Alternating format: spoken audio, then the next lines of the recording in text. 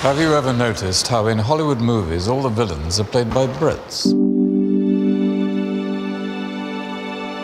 It's quite hard to tempt me to do commercials because I'm, always busy preparing my next film. But this just struck me as, a really great story and very funny, and like all good ideas, it hit at a truth. And I found myself sort of wondering, why is this cliche true? Why do Brits make such good villains? To get that cast, Mark Strong, Ben Kingsley, Tom Hiddleston, who are all famous for playing iconic bad guys, to get them to reference some of their own performances and their own attitudes to villainy, I thought was great fun. A villain is in control. A villain is a mask of elegance and style, behind which is a whirring and brilliant intelligence. But the trick is to make it all look easy. I think the best bad guys are very charming and very witty, and their villainy, as it were, comes at the twist of a wrist or the flick of a finger. We never break a sweat, we don't get our hands dirty, and the devil plays all the best tunes, particularly in a British accent. We're exotic and unusual. That fits the role of the bad guy very well. Also, I think we're unafraid of playing villains. I think we didn't grow up in a culture which reveres the hero necessarily. We have Richard III, we have Macbeth, who murders a king. The reason why I think villains are kind of important is a hero is only as good as his villain. You can't be a hero without a villain.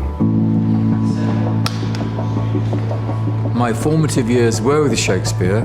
His villains are extraordinary, they're brilliant. They're so richly layered that a British actor finds it almost impossible to create a two-dimensional villain if he's explored our wonderful Shakespearean heritage.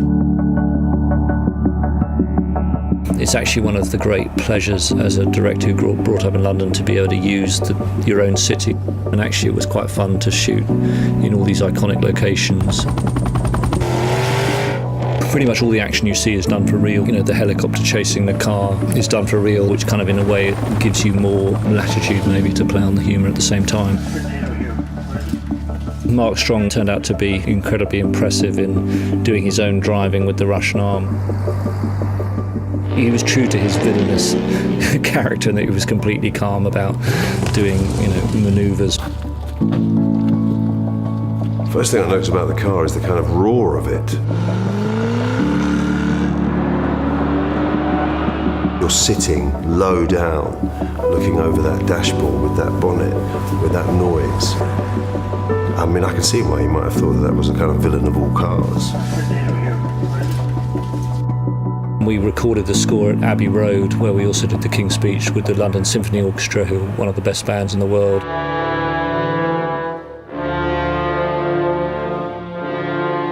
Alexandra Desplat did an amazing job creating a score that both referenced the tradition of sort of action movie scores, but also, of course, being Alexandra, coming up with a really memorable melody. It was interesting to effectively do in miniature a genre I've not done as a film, so it definitely made me more curious to try the genre to longer length than 2 minutes.